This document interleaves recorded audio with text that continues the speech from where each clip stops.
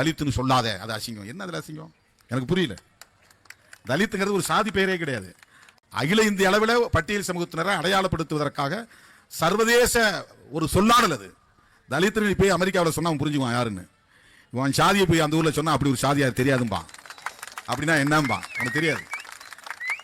நீ தலித்துன்னு சொன்னா இந்தியாவில் 25% நீ அடங்குற. நீ உன் குறிப்பிட்ட சாதி மட்டும் சொன்னா தமிழ்நாட்டுக்குள்ள ஒரு சின்ன மைக்ரோஸ்கோபிக் மைனாரிட்டியா போயிடுற. உன்னை யாருன்னே தெரியாது, தனிமைப்பட்டு போகிறாய். தலித்துன்னு சொல்லாத.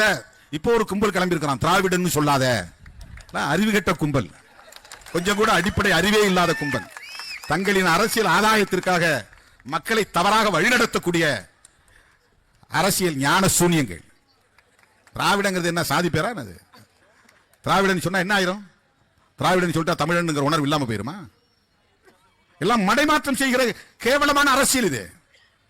திராவிடன் சொன்ன உடனே தெலுங்கு எதிர்ப்பு, கன்னட எதிர்ப்பு. பெரியார் என்ன மொழி, என்ன அவன் என்ன சாதின்னு தோன்றான். அவருக்கு தெலுங்குரா கன்னடரான்னு. இப்ப அம்பேத்கர் மராட்டியன் ஒதுக்கிடுவியா நீ? காரல் மார்க்ஸ் ஜெர்மானியர் ஒதுக்கிடுவியா? இது எவ்வளவு பிற்போக்குத்தனமான சிந்தனை இது. இந்த கும்பல் தான் சாதி பெருமிதத்தை இன்றைக்கு உயர்த்தி பிடிக்கிறார்கள். அதனால்தான் இன்றைக்கு தமிழ்நாட்டிலே ஆணவ கொலைகள் அதிகரித்து வருகின்றன.